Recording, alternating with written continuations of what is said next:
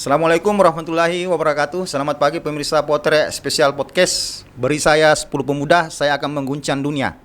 Kalimat yang berasal dari Founding Father Indonesia, Bapak Bangsa, almarhum Insinyur Soekarno. Kalimat ini memberikan makna yang sangat berarti bahwasanya dengan kekuatan pemuda yang potensial, bangsa Indonesia insya Allah bisa sejajar dengan bangsa-bangsa lainnya di muka bumi ini. Nah, di Kota Makassar ada sosok pemuda yang memiliki prestasi akademik di atas rata-rata, baik di bangku sekolah maupun di bangku kuliah. Sosok yang selama ini gemar melakukan aktivitas sosial, membantu masyarakat kecil, membantu orang-orang yang susah, terlebih lagi pada saat Makassar ditempa musibah banjir. Pemirsa Potret Spesial Podcast, tamu spesial kita hari ini adalah Dr. Udin Malik. Kita sapa beliau. Assalamualaikum, Dok. Waalaikumsalam. Bagaimana Anda? kabar, Dok? Alhamdulillah baik, Anda. Aktivitas padat setiap hari tapi tetap semangat ya, Dok ya?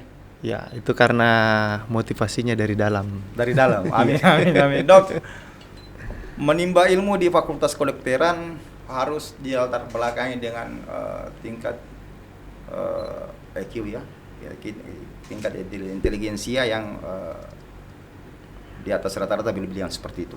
Karena pengetahuan masyarakat umum bahwasanya masuk Fakultas Kedokteran itu kan harus tesnya ketat. Apa memang seperti itu, Dok? Iya, tentunya. Apalagi kalau dibilang kedokteran itu kan pilihan sejuta umat. Iya. Dari kecil kita ditanya, kalau besar mau jadi apa? Dokter. Belum lagi kalau seumpamanya mau melamar anaknya orang, kalau dibilang dokter, itu sama itu mau kok. jadi strata sosialnya bisa lebih bagus ya ke depannya, Dok ya. Betul. Jadi kalau dibilang kedokteran tentunya sampai sekarang juga masih menjadi pilihan yang sangat banyak peminatnya, sehingga daya saing juga semakin besar untuk masuk ke kedokteran. Nah, semakin banyak pasti semakin kompetitif, Dok. Betul sekali. Saya dengar kabar ini dokter ini waktu sekolah SD, SMP, SMA selalu ranking ya, Dok ya. Alhamdulillah jarang ranking 2. Jadi dari SD ke SMP, SMA ini peringkat pertama terus ya, Dok. Iya. Ini dokternya yang pintar ini atau orang tua dokter, lingkup keluarga dokter pada saat itu memang menekankan pentingnya pendidikan pada saat itu atau bagaimana, Dok? Ya, kalau saya mungkin karena latar belakang pendidikan sebenarnya tidak terlalu kuat. Ya. Bapak saya itu lulusan SMA, ibu saya lulusan SD. Saya anak ke-6 dari 6 bersaudara. Kakak-kakakku ada yang bebas tes, ranking 1, ranking 2, tapi ada juga yang drop out, yang tidak melanjutkan sekolahnya. Variatif. Warna-warni. Jadi kalau dibilang aktivitas belajar di rumah itu, orang tua sebenarnya tidak terlalu mengekang, tapi betul-betul kembali kepada kesadaran anaknya masing-masing. Kita selalu dikasihkan motivasi bahwa kalau kamu sukses sekolah kok, paling tidak dia selalu kasihkan kita standar. Kebetulan kakakku yang pertama itu juga selalu ranking 1. Masya Allah. Selalu ranking 1, bebas tes di Fakultas Teknik. Kakakku nomor 2, satu angkatan dengan kakakku nomor 1. Yeah. Jadi dia sekolah baku saing. Jadi pernah dengar cerita itu, mereka satu kelas, ranking 1 kakak pertamaku, ranking 2 kakak keduaku. Jadi kompetisi yang sehat ya di tengah. Iya. Di tahun berikutnya berganti. Tapi setelah lulus SMA sama-sama bebas tes. Satu di teknik, satu di ekonomi. Ini semua Unhas ya, Dok ya? Unhas, iya. Jadi dari situ saya dikasihkan kebebasan bahwa kau boleh ngapain, bikin apa-apa saja, yang penting sekolahmu bagus. Seperti itu. Ini kan success story yang kita cerita pada saat itu. Apa yang menjadi poin penting titik balik Anda, saya mau peringkat pertama deh. Apa yang Anda lakukan pada saat itu? Iya.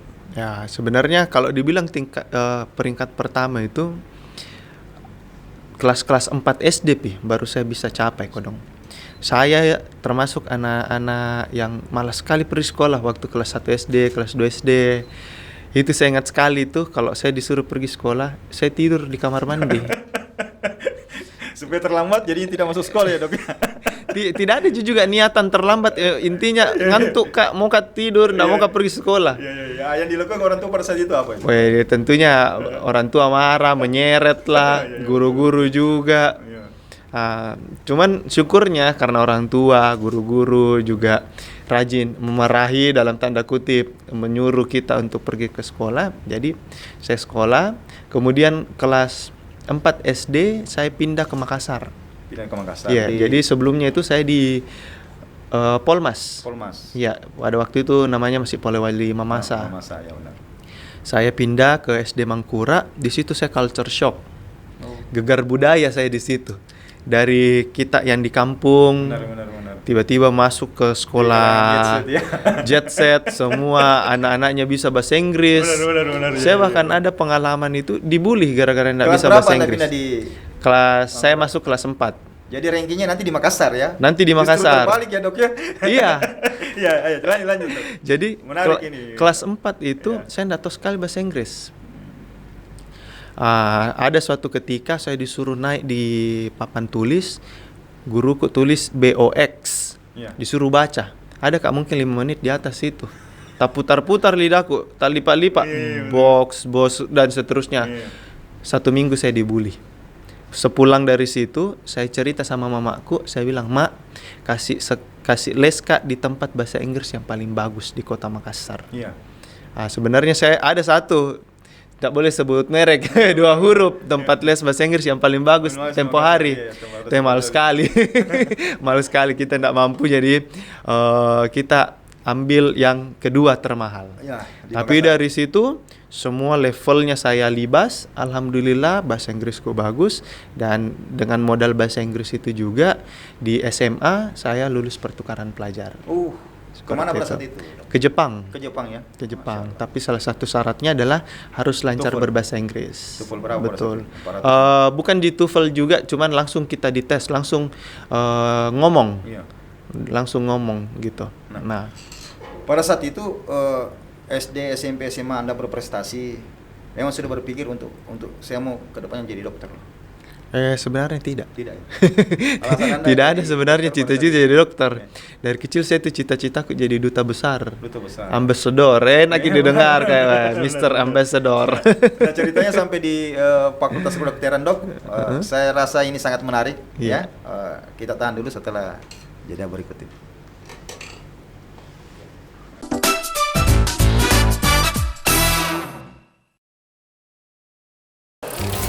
Kepada seluruh warga Kota Makassar, mari kita bersama-sama cegah dan sero stunting melalui pendekatan A, B, C, D, dan E. Aktif minum tablet tambah darah. Kumil teratur periksa kehamilan minimal 6 kali di layanan kesehatan terdekat.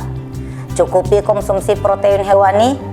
Datang ke posyandu setiap bulan dan ASI eksklusif selama 6 bulan. Peduli Ki, Salama Ki. iNews Files, Sabtu dan Minggu pukul 9 pagi di iNews.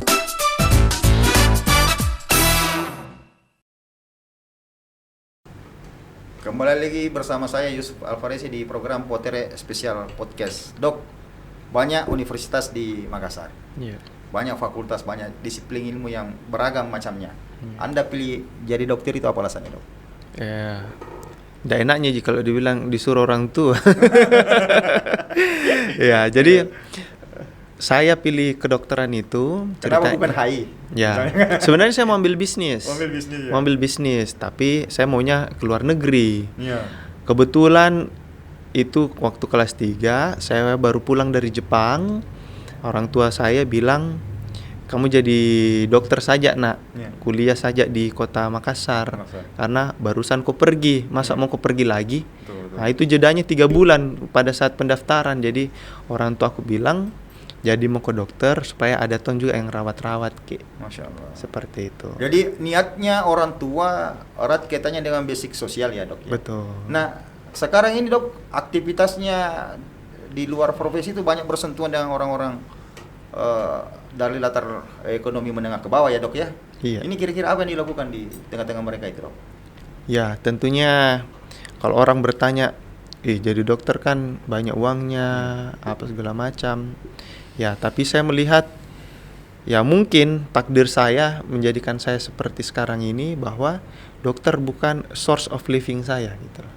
Bukan sumber dari kehidupan saya, tapi menjadi jalan hidup saya, tujuan hidup saya. Karena ada suatu ketika waktu saya bertugas di desa itu, jadi setelah lulus kuliah, saya bertugas di desa Pasuruan, di Tosari namanya. Itu di atas gunung, di pegunungan Bromo. Ada suatu pagi, nenek-nenek sama cucunya datang berobat ke saya. Setelah selesai saya periksa, dia mau bayar saya pakai hasil pertaniannya. Dari situ saya berpikir bahwa, wah kasihan juga ya orang kalau seumpamanya sakit, tidak mampu datang ke saya mau berobat. Kemudian mungkin yang dia kasih saya ini, itu yang dia punya. Kemudian hasil dari situ, apa enak saya pakai pergi liburan, apa enak saya pakai untuk beli barang-barang mewah dan sebagainya. Nah ini yang menarik ini dok, karena pada dasarnya orang menjadi dokter karena pikirannya dari dokter itu secara finansial saya akan banyak uang ya, buka praktek apa-apa dan sebagainya kan. Iya. Ini realitas yang kita tidak bisa pungkiri dok. Betul. Nah, ini starta ekonomi seorang dokter itu di atas rata-rata pada umumnya. Nah, Iya. Anda pilih mirip-mirip kerja sosial seperti itu ya. Sejak mulai tahun berapa itu ada pemikiran Ya, seperti itu, Dok? sejak itu Peristiwa yang di Pasuruan ya, itu peristiwa di Pasuruan itu kebetulan memang tugas kami di tempo hari itu adalah lebih banyak ke advokasi. Dari situ saya ibaratnya jatuh cinta sama manajerial gitu. Manajemen, urusan manajemen, advokasi, pemberdayaan masyarakat. Ya, itu membuat saya kayak saya bisa membuat orang sehat melalui sistem yang saya sehatkan. Nah, kalau saya jadi dokter yang duduk di belakang meja, mungkin waktu saya akan terbatas. Dalam sehari paling saya bisa sentuh berapa pasien. Kalau saya sakit, saya tidak bisa sentuh itu pasien. Tapi kalau saya merubah sistemnya, saya ikut andil dalam memperbaiki sistem kesehatan tersebut, walaupun saya tidur atau walaupun saya mati, sistem itu tetap terpakai, maka orang lain masih bisa memanfaatkannya, menikmatinya. Intinya bukan cuma satu orang ya, bukan cuma si pasien yang kita bantu, tapi orang-orang di sekitar Betul. yang butuh kembantuan juga merasa terayomi soal Betul. kesehatan itu. Betul sekali gitu. Tantangannya ini sudah yang terberat ini kira-kira apa seperti itu, Dok? Tantangan untuk hidup seperti itu tentunya ya keinginan untuk menjadi orang lain gitu. Kan kadang kita memang hidup dalam sosial, kita selalu membutuhkan validasi eksternal. Kita mau dibilang, iya tahu hebat gini, jadi dokter spesialis ini kita tahu. Kayaknya tidak heran saya setiap datang, nah ndak spesialis apa, ndak sekolah apa segala macam. Ini memang agak sulit kita artikulasikan, kita jawab karena orang pandangannya dokter umum, jadi dokter spesialis, habis itu ya jadi kaya raya dan seterusnya. Iya, punya praktek, punya rumah sakit dan sebagainya. Tapi dengan jalan seperti ini juga orang berpikir lah, Udin ini nanti bagaimana, makannya gimana? Untungnya saya punya orang tua yang betul-betul memberikan saya kebebasan untuk melakukan apapun selama itu baik. Perkara baik, karena dia sudah, orang tua saya selalu tanamkan bahwa rezeki itu sudah Allah atur gitu. Kau setengah mati mau ke kiri, Tuhan mau atur kau ke kanan, pasti ke kanan kau. Kau setengah mati kejar sesuatu itu bukan untuk kamu, maka kau tidak bakalan dapat. Tapi walaupun kau tidak kejar, tapi itu untuk kau, Tuhan yang datang bawakan kau ke depanmu.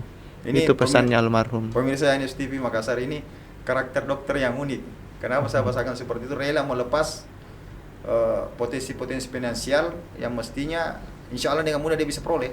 Tapi karena pertimbangan sosial, pertimbangan humanis, sosok Dr. Udin Malik ini sampai sejauh ini, sampai detik ini masih tetap mementingkan hal tersebut. Ya dok ya? Ini insya Allah, semoga istiqomah. Semoga istiqomah ya di mata saya dan di mata Tuhan. Ini sangat mulia ini gerakan seperti ini. Di Makassar dok, ini sudah berapa tahun Anda selesai menempuh jenjang pendidikan di Unhas? Saya selesai pendidikan 2013 sampai 2015 saya di Bantaeng. Masih ranking Ki Bos waktu di kampus. Alhamdulillah. Alhamdulillah lulusan terbaik Masya Allah, pada tahun berapa itu, Dok? tahun 2013 dengan IPK sempurna 4,06. 4,0 IPK yang juga saya impikan dulu waktu masih kuliah Bos. Tapi banyak hal yang ternyata itu sangat sulit, dan sosok Dr. Udi Malik ini bisa meraih hal seperti itu, nilai yang sempurna di bangku kuliah, IPK 4,0. Tidak ada yang IPK 4,01 Bos. Itu yang paling tinggi kayaknya Dok ya. Iya, alhamdulillah. Nggak bisa milih 5. Ini Mas wisudawan terbaik di antara berapa ribu wisuda pada saat itu Dok? Kami kan satu angkatan 300-an. Oh, 300-an. Iya, Dibanding jadi- masing-masing fakultas. Oh, ada masing-masing fakultasnya. fakultas. Oh, Iya, iya. masing-masing fakultas. Nah, pada saat dokter meraih nilai seperti itu diumumkan di orang banyak di tengah-tengah teman-teman kuliah pada saat itu, apa yang ada dalam pikiran Anda, Dok? Ya, yang saya pikirkan itu adalah beban. Bebannya. Beban untuk membuktikan bahwa jangan sampai kau Udin cuman pintar di atas kertas. Jangan sampai saya cuman pintar berteori. Jangan sampai saya cerdas untuk diriku saja. Gitu. Bahkan waktu ujian nasional itu saya sangat tertekan karena saya harus membuktikan bahwa ini bukan cuman sekedar nilai, bahwa saya harus lulus juga. Gitu. Nah, sama halnya Tidak yang ada pikiran untuk saya mau mengabdi di Rumah Sakit Termegah di Makassar atau di tempo hari saya cita-citaku jadi dosen. jadi dosen ya. Jadi dosen. Jadi saya bercita-cita selesai ini saya mau daftar jadi dosen. Seperti itu. Nah, justru pada saat Anda selesai, Anda mendapat titel dokter, justru semakin menggila ini kegiatan-kegiatan sosialnya ini, Dok. Apa saja dilakukan itu di Makassar saat ini sekarang ini, Dok? Iya. Kalau dibilang prosesnya untuk sosial itu sebenarnya saya sudah lakukan sebelum jadi dokter. Tapi setelah jadi dokter semakin menggila ini ya. Iya, semakin menggila karena sudah tidak perlu lagi ujian apa segala macam. Siap. Dok, saya mau tahu aktivitas Anda saat ini lebih dominan kemana, Dok? Apa-apa saja Anda bersentuhan dengan orang banyak itu, apa-apa saja yang dilakukan? Sabar, Dok. Kita lanjut setelah pariwara berikut ini.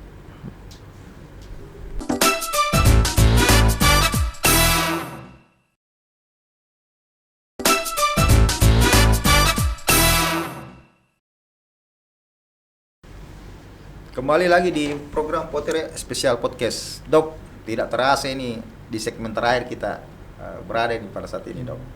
Saya sih maunya ada 8 segmen, Dok. No, tidak cukup ya. Harus tambah. Success story yang saya ingin tanyakan ini, dokter muda yang betul-betul memiliki jiwa sosial yang besar. Dokter muda yang memiliki jiwa sosial yang sudah tua, tanda kutip. Ya, Dok. Makassar kemarin, 2 minggu kemarin itu banyak banjir, Dok. Iya. Anda bergerak juga membantu korban-korban di Makassar. Seperti apa aktivitasnya, Dok? pada Ya, saat? pasti. Masa banjir di Sentani, Papua saya pergi, banjir di Pacerakang depan rumahku saya tidak pergi. Ini sudah menjadi sebuah siklus tahunan, dan ya tentunya yang bisa kami lakukan harus kami lakukan tanpa harus mengkritik pemerintah dan sebagainya. Saya bahkan pernah turun Kanda 2 orang aja. Saya sama adik kelasku, saya bilang banjir di sektor ini, bawa ki obat, ketemu ki di TKP. Ini tanpa ada instruksi dari dosen atau Tidak apa? ada, tidak ada. Ini inisiatif sendiri. Inisiatif Dan sendiri. selalunya seperti itu ya, Dok ya? Selalu seperti itu karena memang ya ibaratnya kebetulan saya juga pernah jadi korban bencana, Kanda. Jadi saya tahu bagaimana rasanya ditolong sama orang. Saya pernah jadi korban kebakaran, rumah saya terbakar. Setelah padam api, saya dikasih nasi kuning sama tetanggaku. Itu luar biasa, senangnya luar biasa. Masih tersimpan sampai saat ini, Masih Dok, ya? tersimpan sampai sekarang, dan saya mau semua orang yang tertimpa musibah seperti itu juga merasakan kebahagiaan yang sama. Mulia sekali, Bos. Ya, Dok, kita kasih pemeriksaan gratis juga ya sama warga saat ini. Iya, jadi kalau kita turun ke bencana itu, satu hal prinsip saya adalah kita harus melihat gambaran besarnya dulu. Semua kebutuhan dasar harus terpenuhi dulu. tempatnya harus bagus, makanannya harus bagus, sanitasinya harus bagus. Kemudian masuklah di situ kesehatan harus bagus. Kesehatan mulai dari pemeriksaan kesehatan, kemudian kita kasih pengobatan, memberikan makanan, sampai kepada trauma healing. Iya betul. Bagaimana memperbaiki psikologi para korban. Betul. Bagaimana membuat mereka melupakan atau setidaknya jangan fokus kepada kependeritaannya, tetapi lebih bersyukur bahwa walaupun sedang diterpa bencana, cobaan, masih ada hal-hal yang patut mereka syukuri. Dan dari situ juga kami relawan ini banyak belajar bersyukur. Tidak semua orang relawan pernah mengalami rumahnya kebanjiran. Tidak semua relawan juga pernah merasakan bagaimana harus menjadi pengungsi. Dan itu yang membuat kita selalu bersyukur. Ya. Dok, di samping nama Anda itu ada akronim FKKM. Apa itu FKKM itu, Dok? Ya, jadi FKKM ini singkatan dari Forum Kemanusiaan Kota Makassar. Oh, organisasi, Dok ya. Ini adalah wadah organisasi. Iya. Siapa saja yang ada di dalamnya? Ya, jadi wadah organisasi ini kita bentuk pada saat kebakaran Jongaya, Leping, 2001 silam kalau nggak salah. Sudah 2001 silam. 20 tahun silam. 2021 silam. Iya. Di situ kita kumpul semua pelaku, aktivis, organisasi kemanusiaan supaya kita bisa berkolaborasi. Jadi di dalamnya itu latar belakang profesi yang berbeda ya, Dok ya? Iya, profesi yang berbeda. Di dalamnya situ ada Basnas, Dompet Duafa, Rumah Zakat, kemudian ada aktivis-aktivis lingkungan. Intinya semua organisasi atau aktivis kemanusiaan yang ada di Kota Makassar. Dan Anda menjadi motor penggerak di FKKM itu ya, Dok? Alhamdulillah, saya yang menggagasnya dan saya punya tanggung jawab bahwa FKKM ini harus terus bergerak memberikan manfaat. Ini banyak organisasi sosial di Makassar, Dok. Iya. Yang menjadi pembeda FKKM dengan yang lainnya itu apa, Dok? Ya, yang menjadi pembeda adalah kita tidak alergi sama namanya kolaborasi. Iya, seperti itu. Kerja jadi tim ya, Dok ya? Ya, kerja tim. Bahkan kita menembus birokrasi. Karena kami mau ada kolaborasi lintas sektor, utamanya dengan pemerintah. Contoh-contoh kegiatan yang efektif kolaborasinya dengan pemerintah seperti apa itu, Dok? Contohnya, Ya. Contohnya saja kemarin waktu kebakaran, ada dapur umum. Iya. Pemerintah bentuk dapur umum, kita suplai makanan yang tidak bisa disuplai oleh pemerintah, atau jenis-jenis makanan yang tidak bisa disuplai, kita bantu tenaganya, dapur umumnya. Artinya banyak kolaborasinya. Kita menyediakan tenaga, kita menyediakan informasi, kita menyediakan expertise. Kami sudah sering diundang Dinas Sosial, Dinas Pendidikan, Dinas Kesehatan, BPPD, Ini kalau ada bencana, BP3. Dok ya? Kalau ada bencana. Iya. Kalau misalnya untuk warga masyarakat yang lain yang taruhlah misalnya tidak ada terjadi bencana di tengah-tengah mereka. Kita hampir tiap hari ada pendampingan pasien. Oh, tiap hari ya, Dok ya? Hampir tiap hari ada pendampingan pasien. Anda terjun langsung ke Ya, tidak jarang saya terjun langsung. Kalau saya punya kesempatan dan memang kasusnya agak berat, ya saya terjun langsung. Contoh kemarin, ada adik namanya Adik Saldi, beliau ternyata kusta. Jadi saya ketemu dengan anak ini kurang lebih 5 bulan yang lalu. Itu dalam kondisi dia dicurigai penyakit kulit. Penyakit kulit, ya awalnya dikira skabies, ternyata masuk rumah sakit, oh ternyata dia kusta. Tentunya penanganannya akan berbeda. Ya, alhasil mindsetnya dia mendapat stigma, stigma. Belum lagi orang tuanya ya broken home, terus anak ini akhirnya terkesan seperti dibuang. Jadi itulah yang kemudian menjadikan motivasi kita bahwa adik ini harus kita bantu secara bersama-sama. Kemarin saya kunjungi, alhamdulillah keadaannya sudah membaik. Beliau dipindahkan ke Bangsal Kusta di jalan jalan apa lagi namanya? Yang di Cendrawasih, bukan? Yang di Cendrawasih, iya, di Cendrawasih itu. Kemudian dia mendapatkan bantuan-bantuan yang menurut saya sangat membantu perkembangan dan penyembuhannya. Itu salah satu kegiatan yang real di tengah-tengah masyarakat. Iya. Ini mungkin ada kegiatan-kegiatan lain misalnya dok selain untuk pendampingan pasien seperti Ya, paling pertama sebenarnya adalah kegiatan-kegiatan peningkatan kapasitas relawan. Karena kita relawan ini kan tidak dibayar. Jadi salah satu cara untuk mengapresiasi relawan adalah bagaimana kita memberikan value, ilmu yang lebih kepada relawan.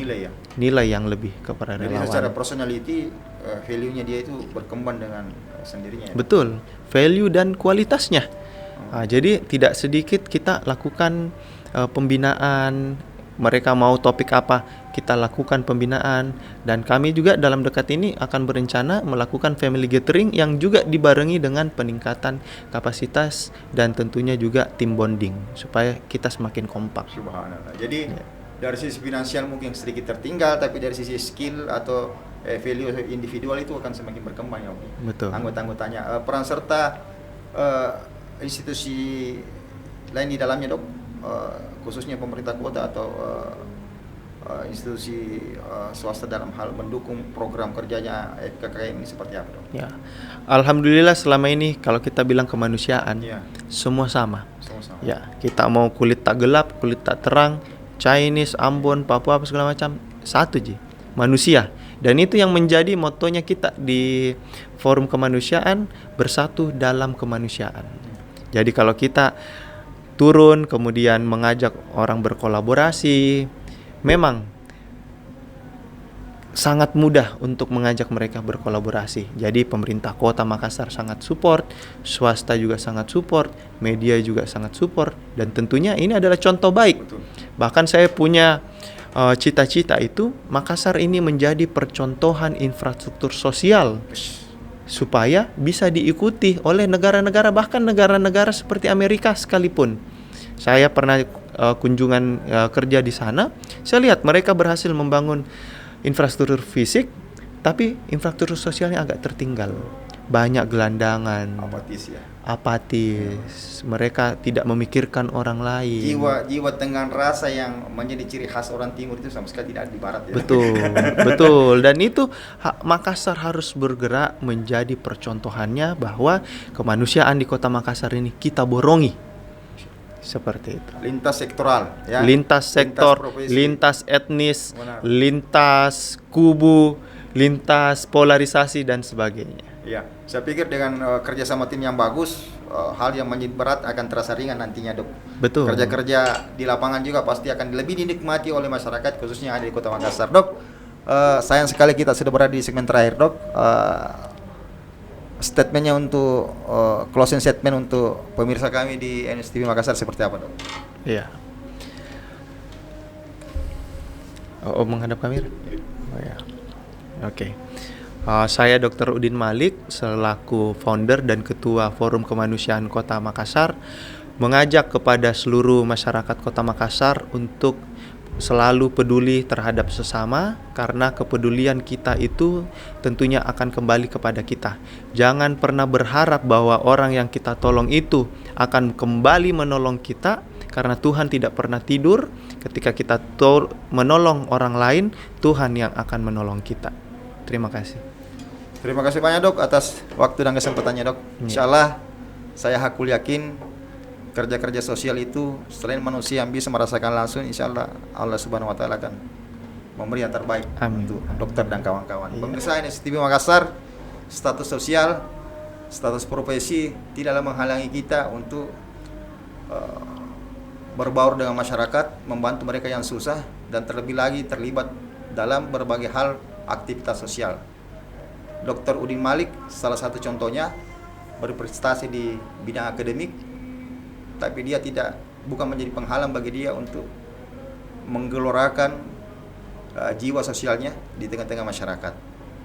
Salut buat Dr. Udin Malik. Kita berharap akan ada dokter-dokter muda lainnya yang sama pemikiran dengan beliau. Seperti kata Bung Karno, beri aku 10 muda, saya akan menguncin dunia. Selama kita pada selama. Assalamualaikum warahmatullahi wabarakatuh.